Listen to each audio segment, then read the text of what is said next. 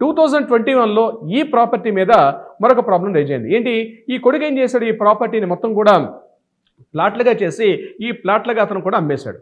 Plottings కూడా division అయిపోయింది. Division అయిపోయిన తర్వాత అతను ప్రాపర్టీస్ కూడా రిజిస్ట్రేషన్ డీడ్స్ కూడా చేసేసాడు ఈ సదర్ వీళ్ళ అబ్బాయి కూడా.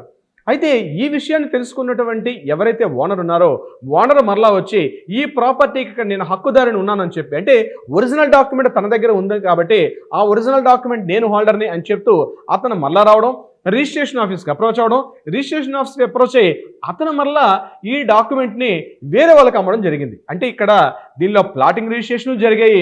At the same time owner దగ్గర ఉన్నటువంటి రిజిస్ట్రేషన్, ఇతనికి రిజిస్ట్రేషన్ జరగలేదు, అక్కడ రిజిస్ట్రేషన్ ఆఫీస్లో ఇతను ఎంట్రీ లేదు కాబట్టి అతని దగ్గర ఉన్న డాక్యుమెంట్ని అతను ప్రూవ్ చూపిస్తూ అతను కూడా రిజిస్ట్రేషన్ చేసేసుకున్నాడు దానికి సంబంధించినటువంటి ప్రాబ్లంలో. ఇక్కడ ఆయన ఏం చేసుకోడు, ఈ ప్రాపర్టీ కొనుక్కున్న తర్వాత ఈ ప్రాపర్టీ నాది, సో ఇక్కడ ప్రాపర్టీ కొనుక్కున్న వాళ్ళందరూ కూడా చాలా రాంగ్గా కొనుక్కున్నారు కాబట్టి I'm the owner of the property అని చెప్పి ఆ 85లో వెళ్ళిపోయినటువంటి వ్యక్తి మరలా వీళ్ళకి లీగల్ నోటీసులు పంపించడం జరిగింది. సో ఇది చట్ట ప్రకారంగా కరెక్టా రాంగా అన్నది ఇక్కడ ఒక కేసును రైజ్ అయింది, అంటే ఒక క్వశ్చన్ రైజ్ అయింది. అంటే దీన్ని ఎలా అప్రోచ్ అవ్వాలి? ఇతను చూస్తే ప్రాపర్టీని మరలా ప్లాటింగ్ చేసేసుకుని ప్లాట్కి అమ్మేశాడు. ఆ ప్రాపర్టీ ఓనర్ ఏం చేశాడు, యాస్టీస్గా ఈ ప్రాపర్టీ నాకు ఒరిజినల్ డాక్యుమెంట్ హక్కుతోటి అతను కూడా వేరే వాళ్ళకి సేల్ డీడ్ రిజిస్ట్రేషన్ చేసేసాడు.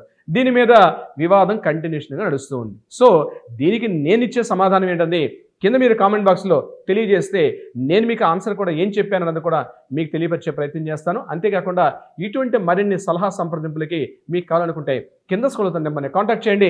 మా లీగల్ టీం మీకు ఎప్పుడు అప్రోచ్ అవుతారో తప్పనిసరిగా కావాల్సిన ఆన్సర్ని కూడా చెప్పే ప్రయత్నం చేస్తారు. మీ రవీంద్రనాథ్, హైకోర్టు అడ్వకేట్, తెలంగాణ. జై హింద్.